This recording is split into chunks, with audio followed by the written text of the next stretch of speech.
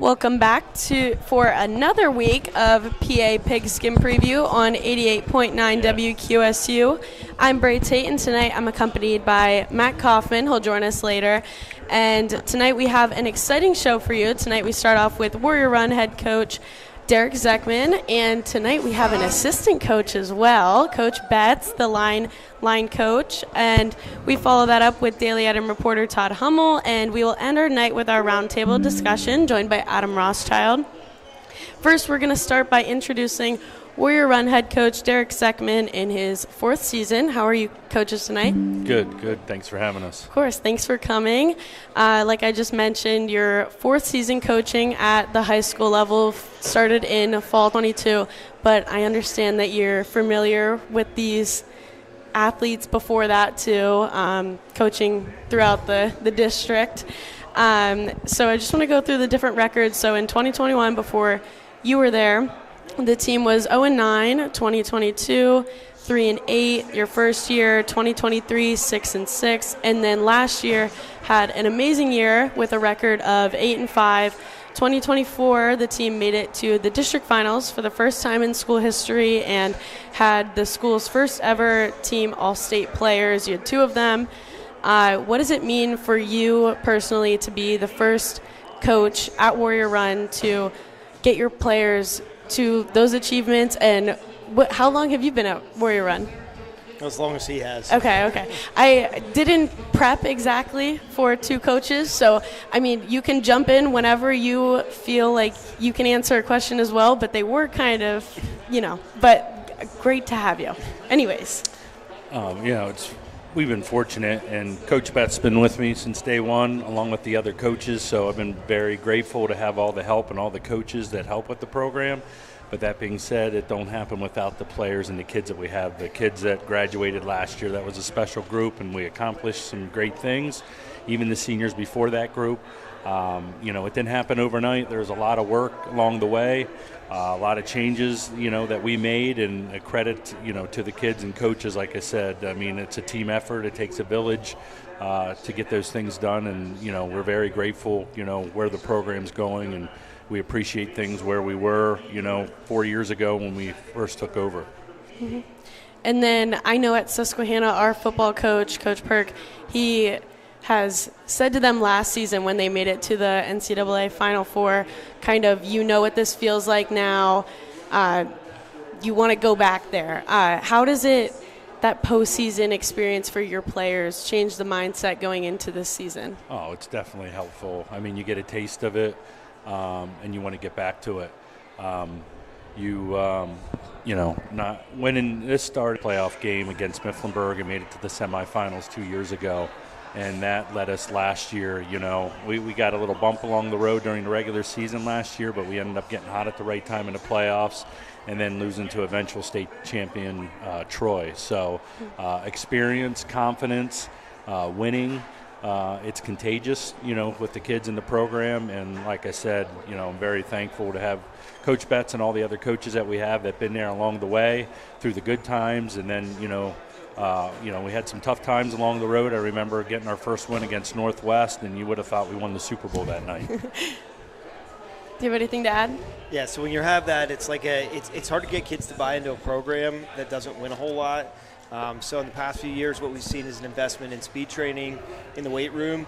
And once you start winning more and kids see the recipe for success is hard work, you get more of a buy-in and commitment from the kids, which leads to you hear a lot of programs talking about this. You don't graduate, or tradition never graduates. So we're hopeful to keep this thing going. That was another thing I noticed about the rosters. It was smaller kind of before you got there, and whenever you guys started winning again, I guess, winning again is a weird term, but kind of being excited to play football and being excited to play football for you coaches. And then let's go into this season. You have 8 seniors. This would be the first set of athletes that you've coached, freshman, sophomore, junior, senior years. How have you seen this senior class grow and mature, not just on the field, but off the field as well? Oh, it's been great. We have eight seniors. We have a kid that came out for the first time this year, but it also started with the foundation with the seniors that really led us last year. that these guys got to play with. And seeing where they grow, I coached these guys since flag football, majority of them. So it's bittersweet to see this, them to be seniors. It's a special class that I've been a part of, along with the other kids, from last year. The last couple years, it's been a tight-knit group, and it's very rare that you have back-to-back classes. We've been fortunate to have like 3 classes in a row. But as Coach Betts said, it's just the consistency, the sustainability. We lost a lot of really good players last year, but we're finding a way to continue to win, and we need to keep continuing to do that even next year when we lose these 8 seniors. We're going to have a big senior class, next year. So it's very special. I'm very proud of these kids, of what they're accomplishing, not only on the football field, but the other sports that they play, and then the academics, which is a huge part of it as well. I'll start with Coach Betts. What's one thing that you will remember from this senior class? It could be something fun, could be something memorable that you guys did or they did as a group. I think they started Warrior Run Barstool. So looking forward to seeing what they're posting. Even though we're trying to get them to be a little bit humble and modest on Friday nights, it is somewhat entertaining sometimes to see how creative they are. Of the 8 seniors, we probably have 4 that are in NHS, so they're not only getting the job done on the field, they're getting the job done in the classroom. They're leaders in the building and on the field as well. Do you have anything that sticks out to you? I have a lot. I mean, we're very fortunate. We've Hunter Beck Reynolds whiteout game. We just had a special touchdown this past Friday with Channing Jordan getting in the end zone, which was a really special time for us and the team. The list goes on. I mean, the play-up, making it to the finals last year was very special. The first win. There's so many, and we're just grateful, and grateful for all the help. And like Coach Betts said, like we have other people helping, like speed training and other people behind the scenes that are unsung heroes that are constantly helping our kids and players. So we're very fortunate. Yep. And then the wins this past season so far have been pretty big margins, pretty decisive wins, except for against Lewisburg, the 29-24 win. What did you learn from your team or learn about your team? What did your players learn about a close win like that and being put in those pressure situations? Definitely is going to make us better. I mean, I would say resilient. We were winning 21-0. Looking like it was going to be 28-0, and then the first of 4 turnovers. So dealing with adversity during the game, which is going to happen on a lot of games. It came down to a goal line stand, and the defense, played outstanding, and they came up big. I mean, they go in for the score there. They go for 2. They win the game. So, a lot of ups and downs with it. The offense, I was really proud of that night. We didn't punt. Make one punt that night, but we turned the ball over 4 times. So hopefully we learned from it, and we're better as a team from it. From that game that we found a way to win. Not having a great night overall, but we found a way to win and get the win at the end. Yeah, I was going to say the same thing. We learned where our line was. Our line paved the way for 200-yard rushers, and this is the first time I think that we've been here that we had 200-yard rushers in the same game. They were dominating them on both sides of the ball. Things didn't go our way, and when you find a way to win, especially on a goal line stand with time running out, I think it gave them a lot of confidence going into the next week and confidence in themselves. And then this past weekend, the most recent win was against North Penn Mansfield, a 55-6 win. What impressed you the most about your team in this game? We got out of the gates quick. Started with the offense, so hit some big plays early. I think we had 4 touchdowns in the first quarter. Once again, the line doing what they do, the defense dominating, and we had a special teams touchdown. So a lot of guys playing big roles. The other thing is everyone that was suited up got in the game. So we were very excited and proud of that. And then what's something about your group that fans or opponents might not see on the stat sheet necessarily, but you think is remarkable about your team, or something that stands out about your team? I would say unselfish. There's a lot of kids that don't get their name in the paper. that without what they do on the football field and their preparation, we wouldn't be doing what we're doing. Key blocks, I mean, especially the line, what they've been doing, and Coach Betts, Coach Burkhart, working with them, Coach Jan, I mean, they're doing a really good job, and we're seeing it week in, week out, how they're getting better. That impresses me. But those guys, they're in there doing all of the dirty work, and I'm very proud of them. And we wouldn't be where we're at today without them. So unselfish, I would say, is the word I would use. Do you have anything else? Nah, they just do their job. I think they bought into the motto of doing their job. Defensively, we don't have necessarily one guy that stands out for tackles, but we have a lot of guys that have a lot of tackles. We had our leading tackler go down, and we found a way to get through without that. A guy that's getting almost 10 tackles per game. So. And then, correct me if I'm wrong, but all of the captains are on offense. James Kiefer, Tyler Ulrich, Cohen Zechman, and Jackson Albright. How has their leadership shaped this offense? Oh, definitely. They play a big part in the offense. I mean, James is a quarterback. I mean, second year being a starter. We rely heavily on Jackson being up front, but, we also have a lot of good players around him up front. I can't say enough about, Carter Robinson, Caden Robinson, Caleb Nicholas, Garrett Williams. We have Tyler Shiposh, getting some reps as well. Cohen's had a really good game, big game, with speed on the outside. Tyler Ulrich can do, call him a hybrid, tight end, running the ball, wide receiver. We got all them guys, stepping up and making plays for us, which is, very, very important and huge. And then senior quarterback James Kiefer, he has thrown for 792 yards and 8 touchdowns.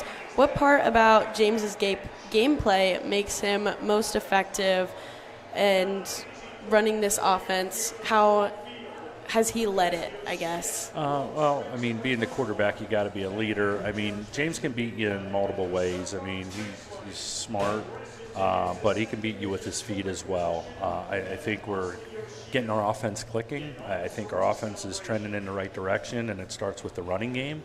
So those guys up front are making things easier, and when you're able to run, it makes passing the ball even better. When you're able to pass, you're able to run the ball, even better. So a good complement to each other, but, James is doing well, and I'm really excited in the direction, and it's hard to believe we only have 4 games left in the regular season. And speaking of complementing each other, your running backs, junior running back Denyon Beachel, 86 carries, 648 yards, 7 touchdowns. Senior running back Tyler Ulrich, 39 carries, 202 yards, 6 touchdowns.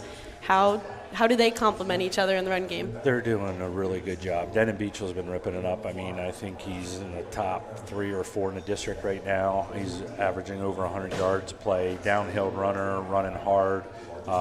Just very tough to bring down, does a lot for us, even, when he's not getting the ball, blocking, he sets the tone, and Tyler Ulrich's been running the ball with him as well, so, we have a 1-2 punch there, with them, so then they also do other things. They both can catch the ball out of the backfield, which is an added benefit as well.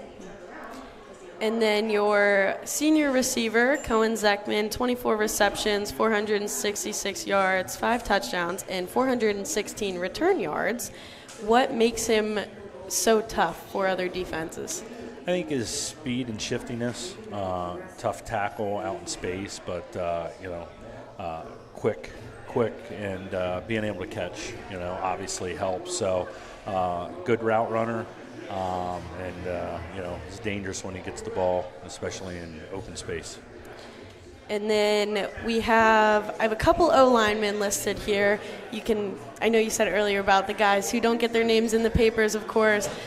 Feel free to give anyone a shout out as I read down these lists, but these were just a couple people that I wrote down. So we have Jackson Albright, Garrett Williams, Caleb Nicholas. This offense looks pretty balanced. How does the O-line keep the offense balanced, and what kind of credit do they deserve? I know we've already been talking about that throughout this show. Oh, they deserve all the credit. Without them, we don't have an offense. And this is probably one of the biggest lines that we had at Warrior Run, for size goes. But, Coach Betts can, speak about him. He's working with them every day. But it starts with them, up front. And we have other guys that come in and do their job. And I'm really excited about it. And we're going to rely on them big time, this Friday against Loyalsock. But Coach Betts can elaborate on the line. Yeah, they're big. They bought in. Garrett and Jackson have been playing snaps on and off since their freshman year. Garrett got thrown in more his freshman year. Jackson just learned to play football his freshman year, so this is only his third year playing football. He's a monster. He puts a ton of time in the weight room. He puts a lot of time in the right things, rehab and everything else that he does. But you have guys like Garrett Williams there. Caleb Nicholas has been here for 4 years. He's a big guy, knows what he's doing, has been part of the system. You have Caden Robinson, who started in a district final game last year for us when a couple guys went down, and he's picked up where he left off. He's a big guy. He's athletic. And then Carter Robinson at center. He doesn't get enough credit for what he does. He's probably our smartest lineman. He calls out defenses, what they're doing, guys that are blitzing, where they're coming from. He's not the biggest guy, so people often don't see him, but he understands his role, and he's able to get the job done. And then we'll switch over to defense. A lot of the offense players I also saw are two-way, playing defense as well. Linebacker Tyler Ulrich, he has 44 tackles, 6 for loss, 3 sacks, and 2 interceptions. Linebacker Denyad Beachel, 41 tackles, 6 for loss, 1 interception. And safety Cohen Zechman, 40 tackles, 2 interceptions, 2 fumble recoveries. I know you can't speak for him necessarily, but I thought this was a fun question. What do you think he would enjoy more, catching the touchdown pass or intercepting a pass? That's a good question. Well, if you just play defense, it would definitely be, interception for the touchdown. But I think they enjoy all of them getting in the end zone anytime they can get in. But I know they would, credit the other players, for their help. It happened for them to get in the end zone. They can't get in without their other players blocking in that. And that happened this past week with North Penn. We got a punt return for a touchdown. But we've been fortunate to get in the end zone and score in multiple games, not just on offense, special teams, and defense. So hopefully that streak continues. And then defensive tackle Jackson Albright, 32 tackles, 8 for loss, and 4 sacks. And then Caleb Nicholas and Garrett Williams combined for 27 tackles. You, like I mentioned, lots of players playing both sides of the ball. How do you keep these players fresh and ready to produce? I'm going to pass this one off, but Coach Betts does an awesome job with this, and we really started a good rotation with that. These guys are playing multiple plays, and it takes its toll. But Coach Betts really started this rotation a couple weeks ago when we started with Lewisburg, so I'll pass that off to him. Yeah, we made a couple mistakes at Bloomsburg and not getting the guys rotated enough, and I feel like we didn't get enough pressure. As we talk to the guys collectively as a whole, it's a lot out of you to play both offense, be in the trenches offensively and defensively. So what we ask our guys to do is a lot, but we ask for 100%. And I'm like, if you can give me 100% of what you have for 4 plays in a row, we'll rotate you so the next guy can. So there's a lot of faith that they have in the next guy coming in to rotate behind them to give the same effort that they do. And once we started getting that a little bit more, like I said, like Jackson Albright, he's big up front. But again, you got a guy like Caleb Nicholas who does his job, doesn't have as many tackles. Garrett Williams, we typically move him we'll often move him from defensive end on 3rd and long to a tackle position. Third and long is a chance for him to get a sack, and he's selfless in that way where we can get a speedier guy on the outside. But you have guys like Tyler Shiposh and Caden Robinson that also come in and know their job. And they're able to hold their ground, so guys like Denyad Beachel and Tyler Ulrich at linebacker can make the tackles untouched. And then we'll move over to kicking. Junior kicker Carter McCormick, he is 24 for 24 on PATs, 1 for 2 for field goals. He has had 13 kickoffs for 507 yards. He's also a soccer player. So how do you see those two sports complementing each other and his work ethic in general, balancing those two sports in the fall? Well, this year he's not playing soccer. He went to play golf. Last year he played soccer. So soccer, we've been fortunate to get soccer players to kick for us the last couple of years. He's been doing a fantastic job. He hasn't missed an extra point all year, barely missed the 1 field goal. I think that might have been against Bloomsburg. I'm pretty sure it was against Bloomsburg, but he's been doing an outstanding job. Braden Beachel is a soccer player. He's been helping us as well. He's injured right now. He's been kicking off at the beginning of the year, so Carter McCormick's doing both duties. So Carter kicked when he was a freshman, for us. He didn't come out last year, so pleasure to have him back, and he's doing an outstanding job for him. And then this Friday at Loyal Sock is your next game.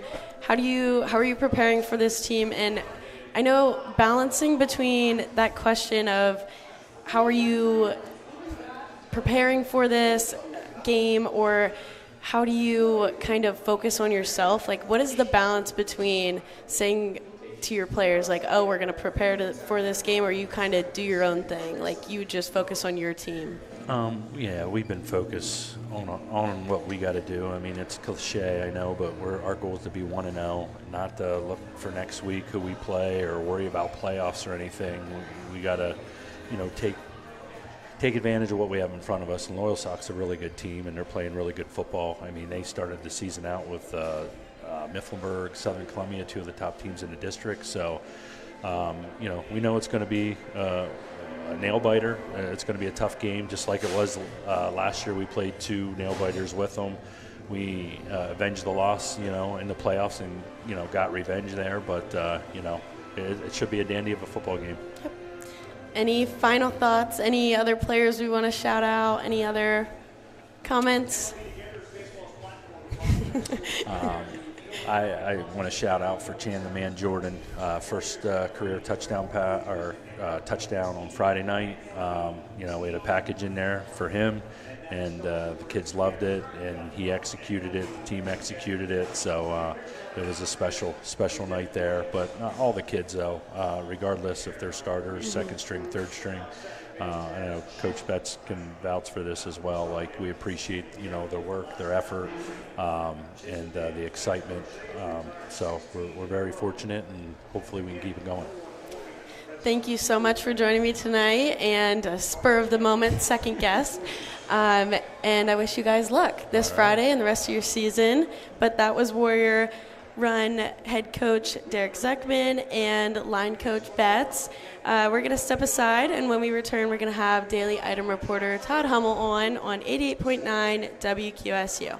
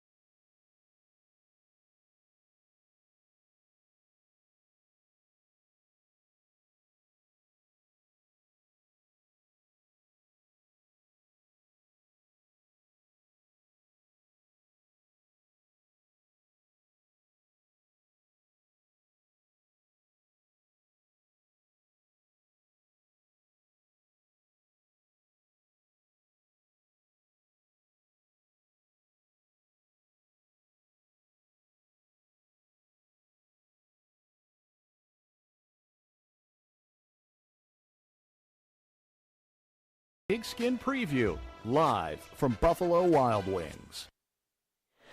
And we're back on 88.9 WQSU for PA Pigskin Preview, hosted by Brai, Tate, and Matt Kaufman. We just had Warrior Run coach Zechman and coach Betts. And now joining us is Daily Item reporter Todd Hummel to hear his picks for local high school football. How are you tonight? I'm doing good. How are you? All right.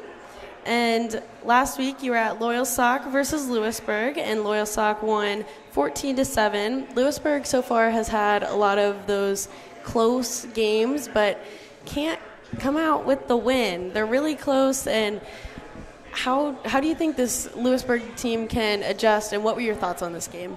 Well, the biggest thing, and I think we talked a little bit about this with Selinsgrove last week, is Lewisburg is so young. It's one of those things. It's a chicken or an egg thing. They have to learn how to, finish off a game, but they also have to finish off a game to learn how to do it. And, that's kind of what happened last week is, it was 7, Loyalsock marched right down the field, made it 7-0, and Lewisburg stopped 4 fourth downs inside the 20.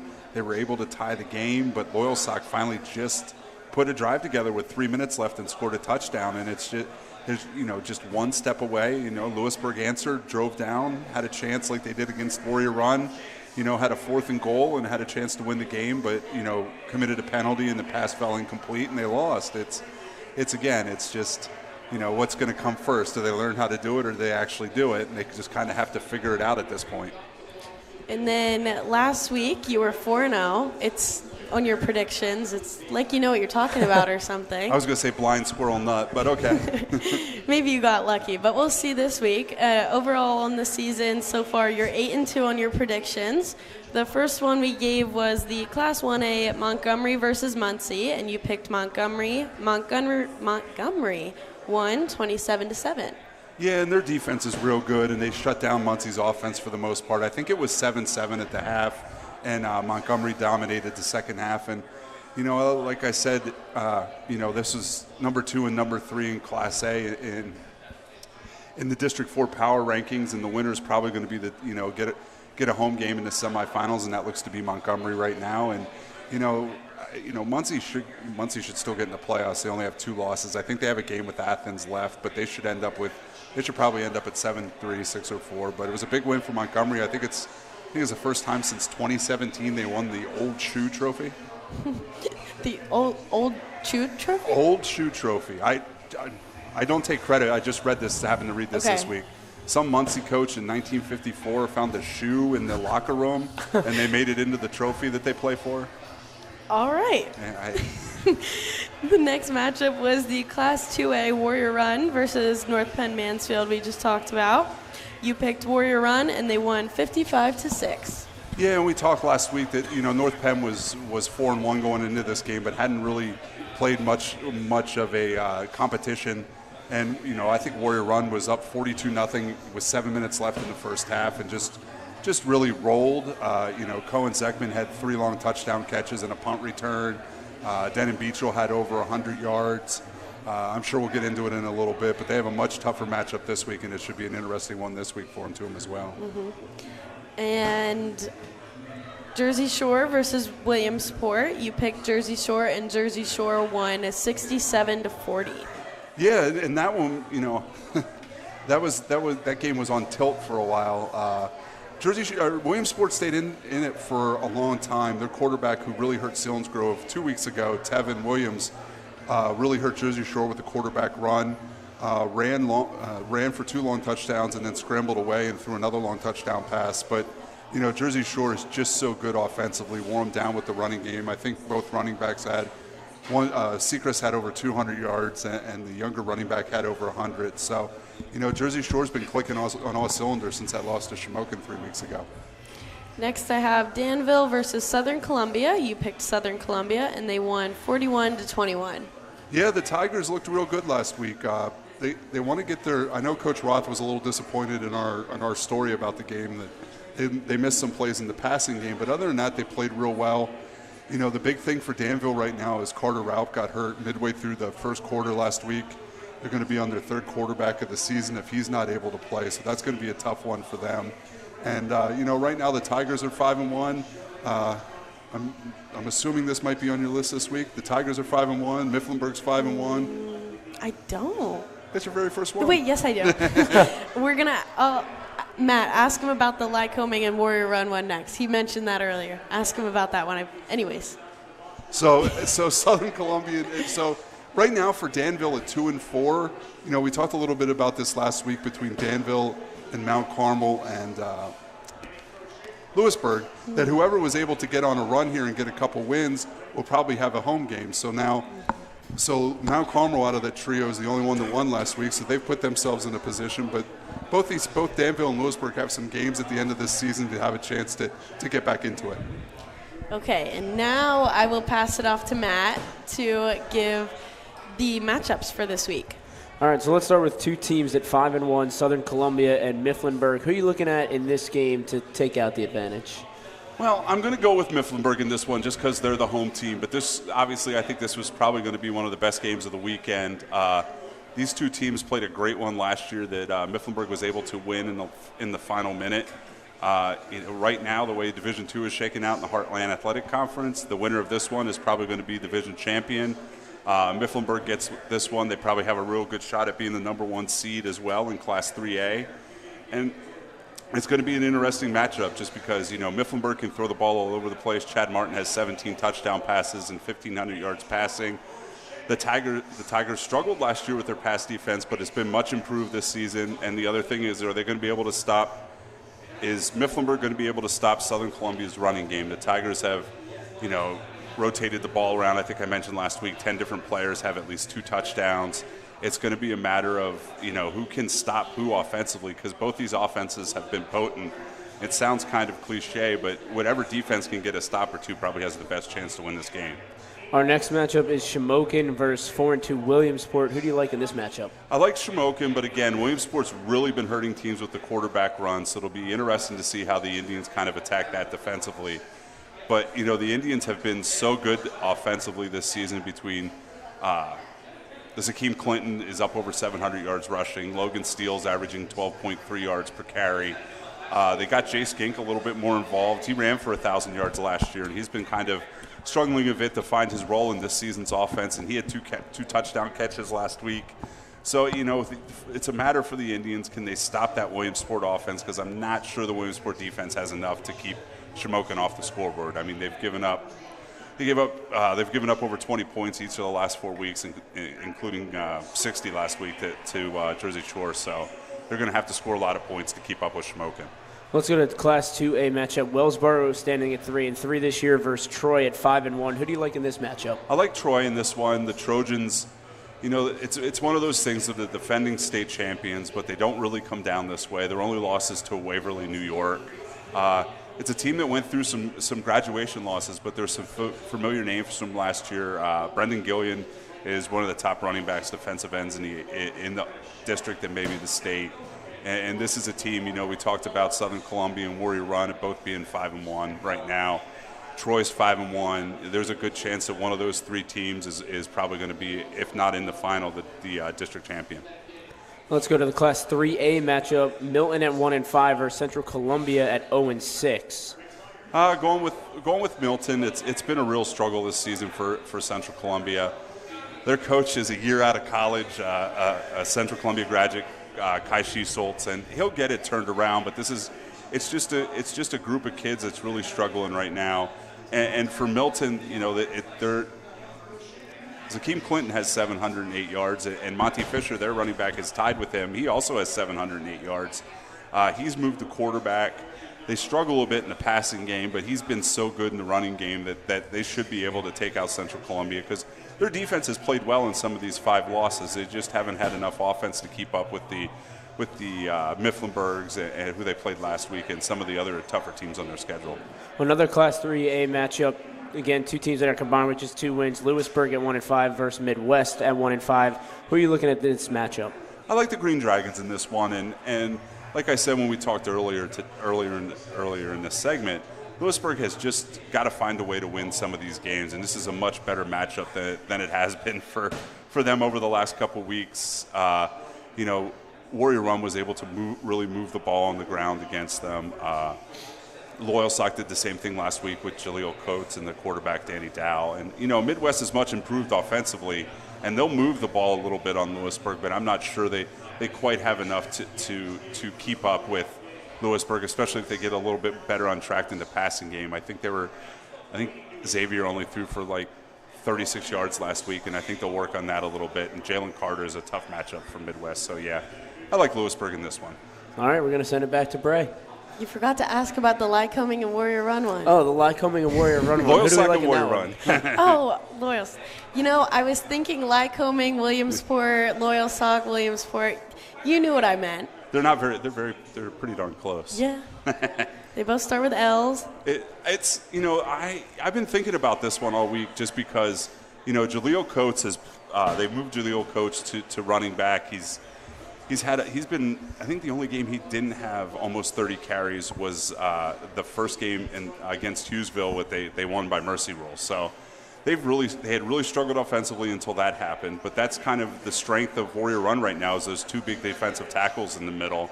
So it's going to be a matter of who kind of controls the running game a little better. This is one of those things I saw the first. I didn't see the first game last year, but Loyal Sock rallied to win. But I saw the second game where Warrior Run dominated up front, and really Loyal Sock had some problems with those two fronts. So I'm going to go with Warrior Run. And if they do win this one, it should be interesting because that'll throw the Division III into a mess because then Warrior Run, Loyal Sock, and Bloomsburg will all have one loss. And then that will put, Warrior Run would solidify themselves probably as the number one seed and be making Southern and Troy and the rest of those teams behind them chase them for the rest of the season. And then my last question for you is, where are you at this Friday? I am going to Mifflinburg. I'm going to go see Southern Columbia Mifflinburg. I'm looking forward to that one. It's one I've been looking forward to for most of the season, especially how well last year's went.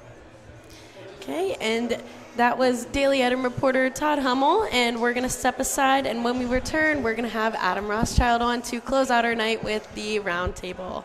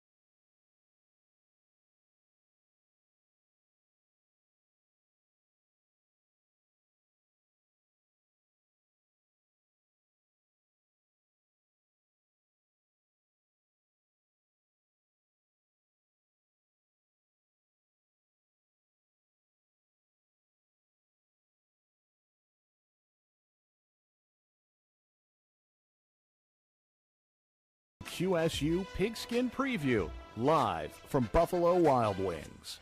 And we're back on 88.9 WQSU for PA Pigskin Preview. Gotta get all those out.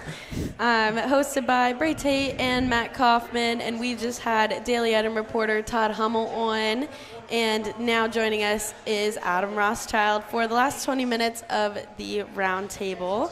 So we're just gonna talk all things sport tonight. All things sports tonight.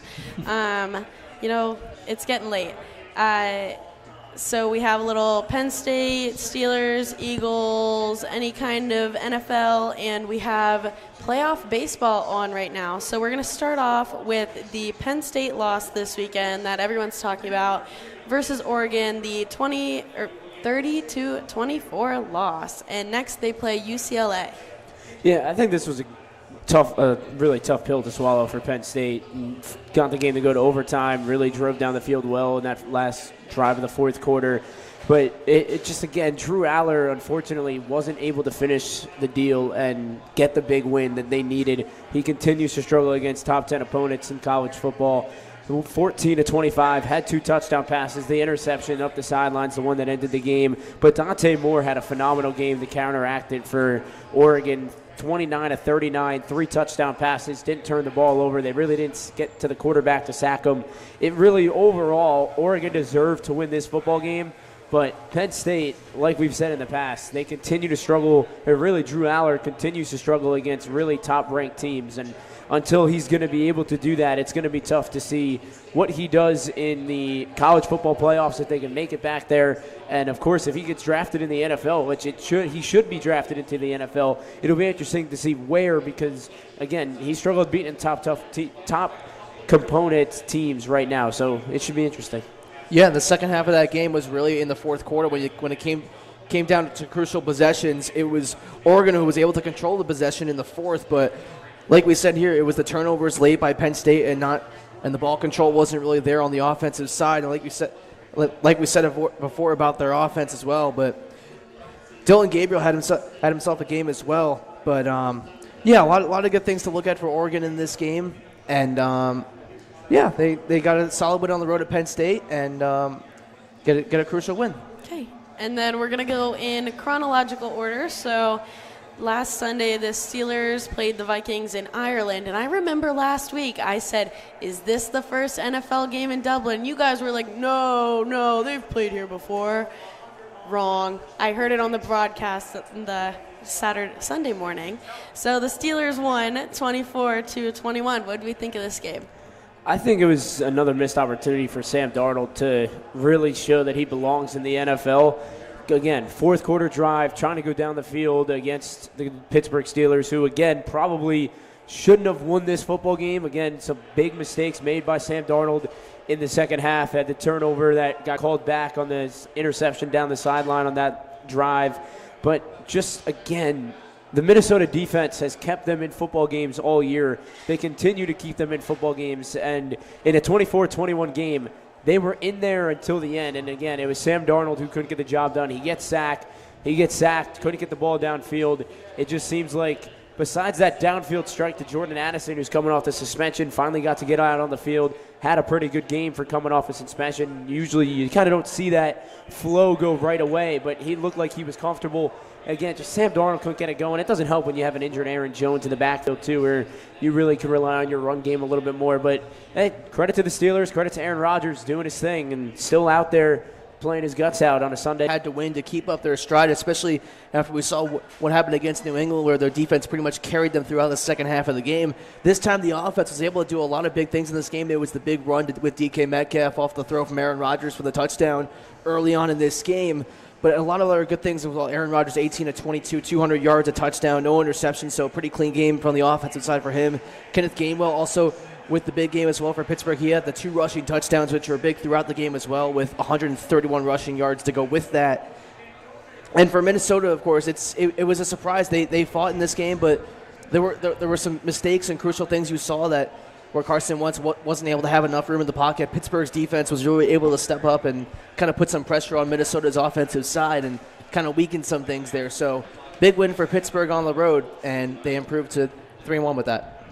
I thought the Steelers looked pretty good. I thought they looked like a pretty complete team, like way better than what we have seen before. And I know we're only a couple weeks into this, but next we'll go to the Eagles. They won 31-25 at Tampa Bay. It looked like Philadelphia was going to run away with it in the beginning, and then Tampa Bay, again, like we've seen in the past, these past 3-4 weeks, they've continued to climb back late in games and do so with Emeka Egbuka. Had a nice catch down the sideline. Again, they're going to be without Mike Evans for a couple of weeks.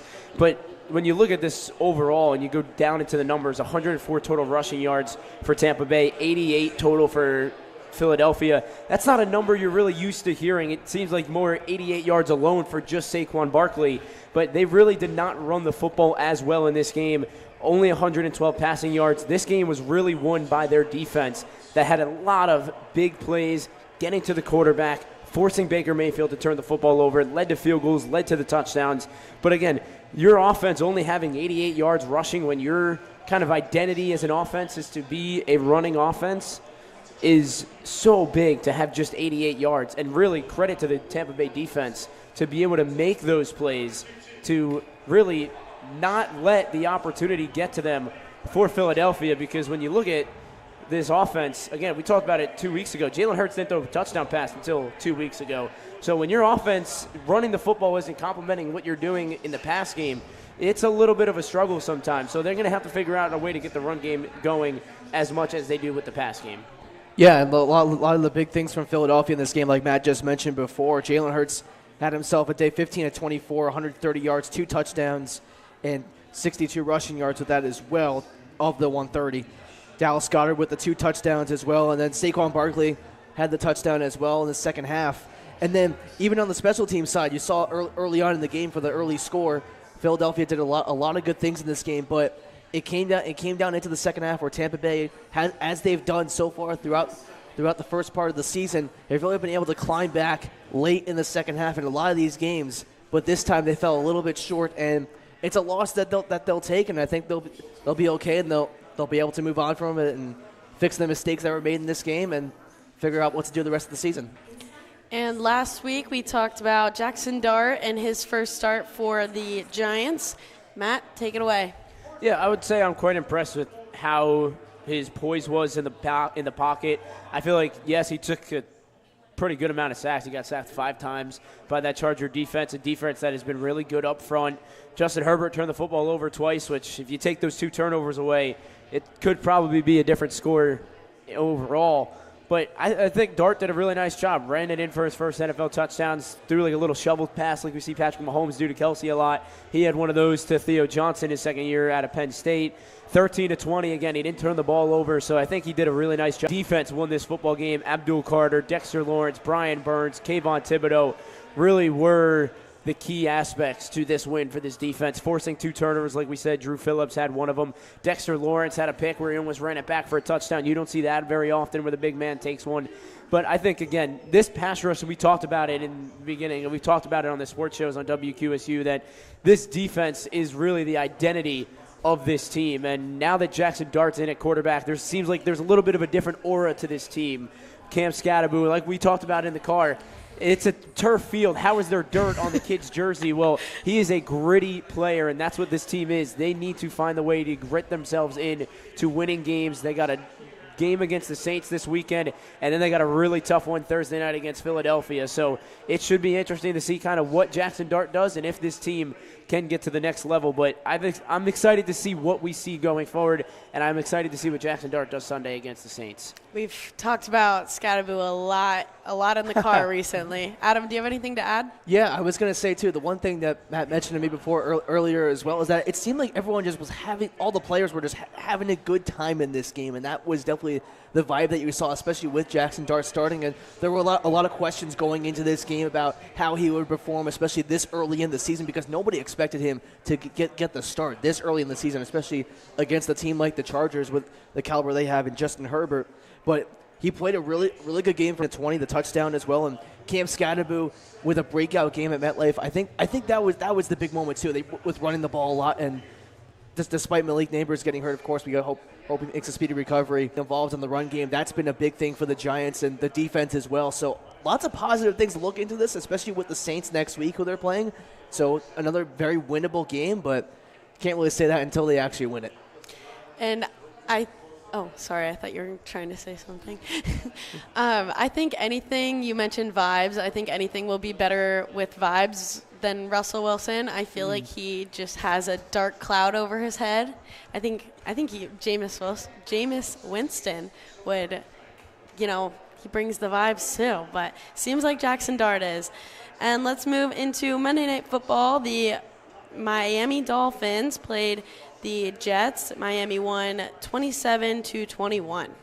Yeah, this game was honestly much better than I thought it would be. These are two teams that have really struggled this year. Justin Fields coming back from the injury, or from the concussion, I believe it was. Adam would know a little bit more on that. But Fields looked pretty good, 20-27 with a touchdown pass. Tua looked pretty good, 17-25, 2 touchdown passes.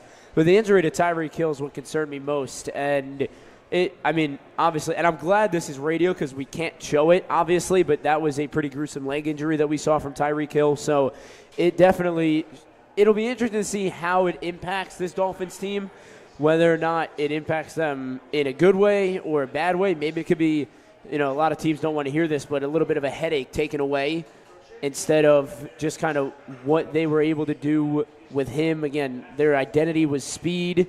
Their identity was now this year, it seems like it's kind of been at a stalemate for this Dolphins team. So, it should be interesting to see how they respond to the injury.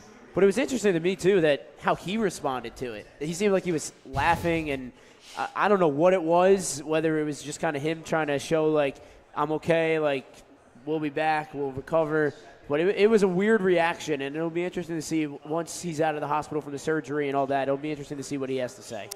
Very, very weird situation. Yeah. Adam, your Jets? Yeah, I think the big thing with this game, 13 penalties for 101 yards. That is pretty much what cost them this game. Miami played a great game, and they did what they had to do. I mean, even after losing Tyreek Hill, they still were dialed in, and Tua Tagovailoa still made the play, still had an HN in the run game, and was still able to try to get things going with that. The big surprise, though, his first game in almost 20 months, Darren Waller with two touchdowns. Of course, he played for your Giants, Matt, several seasons ago, and made some appearances there in the tight end spot, but gets two receiving touchdowns in his first game in 20 months and hits the spotlight on Monday Night Football. So that was great to see, especially for Miami after the struggle that they've gotten off to this season after losing games to Indianapolis, losing the Thursday night game to Buffalo, of course, which we talked about in one of our past shows as well. So for Miami, this could be a turning point. I mean, especially in a tough AFC East where they have to worry about New England and Buffalo still, but there's still plenty of season left for the Miami Dolphins, and if they want to turn something around, this could be just the start. And we had a Monday Night Football doubleheader. Not so good of a game compared to Miami and the Jets, but the Broncos won over the Bengals 28-3. The Broncos are a really good football team, and I say that with a lot of confidence in this team. I don't think this is the team that's going to go on to win a Super Bowl, but I think this is a much better Denver Broncos team that we've seen in the past. I think Bo Nix is an unbelievable quarterback. I think the way that Sean Payton envisioned this team is this year's team when he first took the job from coming over from the Saints. And besides that, this Bengals team is not going to be the same without Joe Burrow. Jamar Chase, T. Higgins, it just doesn't seem like they're going to have as much of an impact without Joe Burrow. I think Jake Browning's a good quarterback. He's not a great quarterback. He's not Joe Burrow. He's not Patrick Mahomes, Josh Allen, Lamar Jackson, etc. But this is a Bengals team that the offensive line can't protect the quarterback. They can't run the football. The defense hasn't been great. It just seems like everything's continued to fall downhill as the season goes along for the Bengals. And now that Burrow's going to be out for the 3 months, the Denver Broncos in this division of the AFC West with Kansas City and Las Vegas and the Chargers, that's going to be a competitive division. Maybe not so much Las Vegas, but at least Kansas City, who they're looking up to rise a little more after the Sunday night win against the Giants and then the win this past week. But for this Bengals team, it's not like you tank, but it almost seems the way that this season's going, something's not going right. It's going to continue to take that train down the track. Yeah, and alluding right off of that, you saw the frustration on the sideline with Jamar Chase with head coach Zach Taylor, and not really good things, I'm sure, going on there. It just seems like there was just a lot of things that weren't communicated well, especially with the plays as well. And Denver's defense played lights out, and I mean, Bo Nix. What more can you say from what he's been able to do with the Broncos this year, especially after losing in the previous weeks to the Colts and that tough loss? Finds a way to bounce back and gets a big win on Monday Night Football against a team that is shorthanded and really struggling to find a rhythm early in the season. So Denver picks up a huge win on Monday Night Football. Yeah, I feel bad for the Bengals, but another team that I also feel bad for. Looking forward in the week, Thursday Night Football, the beat-up Niners making the short trip to the Rams. Yeah, this is, like you said, they're a beat-up team right now, and this is for San Francisco. It seemed like everything was going their way. They were 3-0 to start the year, and Purdy gets hurt. Mac Jones wins the game week 3. They lose the game this past week to Jacksonville, a team that has also really struggled, but it looked like Trevor Lawrence started to pick it up a little bit last week. So it's just, again, it's for San Francisco, their defense, just like other teams, the defense is the identity. Now that you have had an offense like with Brandon Ayuk and Deebo Samuel, Christian McCaffrey at full strength, and Brock Purdy, you don't have that this year. You don't have that kind of a stacked offense, as you would call it. But for San Francisco, they got to rely on guys like Christian McCaffrey a little bit heavier. He's got to stay healthy. Their defense has to stay healthy. And I think this team, even without Purdy, without Ayuk, without Deebo Samuel, who's now in Washington, for San Francisco, the way that you get to the playoffs, the way you win this division, the way you get back to the big game in the Super Bowl, which you're hosting this year, by the way, Super Bowl 60, San Francisco has to win it with their defense. On the other side of the football, on the other sideline, it's the Los Angeles Rams. Puka Nacua has been phenomenal. Matthew Stafford played phenomenal last week. He won me a fantasy week. That was big. And just looking at this offense, the defense counteracts it as well. Kind of like we talked about with Philadelphia, their defense is as good as the offense. The Rams have to do the same thing. They have to be great on both sides of the football to win that NFC West in a tough division with San Francisco, who's going to look to try to get better, and then Seattle, who's played pretty good football this year as well. And the Niners defense that you're talking about, Bosa, out for the year. That doesn't help. The ACL bug. Yeah, that's a huge blow, of course, to that 49ers defensive line and what they've been able to do the past several seasons from what we saw. But I think for this game, for the Rams in particular, with how well they played last week against the Colts, you saw Devontae Adams and Puka Nacua getting involved on the offense, and Matthew Stafford playing lights out football as well as he's been able to do the past several seasons for the Rams. And looking forward to this game, I think it's really, like Matt mentioned before, the top three you're talking about in the NFC West with LA, San Francisco, and Seattle, with all three of those teams that are going to keep fighting for that top spot. Arizona, especially, I think after losing Connor, their running back earlier in the season, I feel like that's gonna limit them in the division a little bit from where they're at. But I think this is going to be a close game, as most of these NFC West matchups have been throughout the past several seasons in their matchups. So I think the Rams are going to win this in a close one. Okay. And we have 2 minutes left, so just give me your predictions for Steelers have a bye week this Sunday. So give me your predictions for Broncos at Eagles score. I'm going to say Philadelphia wins this game, a close one. I'm going to say 34-31. I think Philadelphia's offense could get it going, and I think their defense just isn't going to be like it has the last few weeks. And I think Denver and Bo Nix is going to light up the scoreboard a little bit, but I think Philadelphia overall comes out on top. I think this is going to be a very offensive-heavy game. Both quarterbacks are going to run with the football a lot, use the receivers to their advantage as well. I would expect A.J. Brown to get a lot of catches in this game. Saquon Barkley to go with the run as well for Philadelphia, and I'm expecting a high-scoring game. So I wanted to run through that because I have two Yankees fans sitting next to me, and Boston just currently tacked on another run. They are winning 3-1 at New York. What do we think? Quick, we have a minute. I think the bullpen just needs to be better. Max Fried comes out, gives you 19 outs, no runs. Your bullpen comes in, 3 runs. That's how you can't win games like that. You can't win games with your bullpen giving up runs late. I think Matt just summed it up perfectly. Yeah. You talk about Max Fried coming in with a perfect start, gives you exactly what you need and holds them, especially with the 1-0 lead. And then the bullpen comes in, and the Red Sox take advantage on offense. Is this a World Series team? The Yankees or Red Sox? Because I don't think either one are. I don't think either one's a World Series team, but I think these are two teams that could get deep into the playoffs. I just don't think either one, the way that they've played, besides Garrett Crochet at Boston, I just don't think they have enough. Okay. And that will end our night here at Buffalo Wild Wings. I'm Brai Tate, and I was joined by Matt Kaufman. To start our show, we had Warrior Run coaches Zechman and Betts, and then we had Daily Item reporter Todd Hummel, and then we finished our night with Adam Rothschild and the Roundtable. If you want to hear more about NFL across the league, tune in Wednesday and Thursday on 88.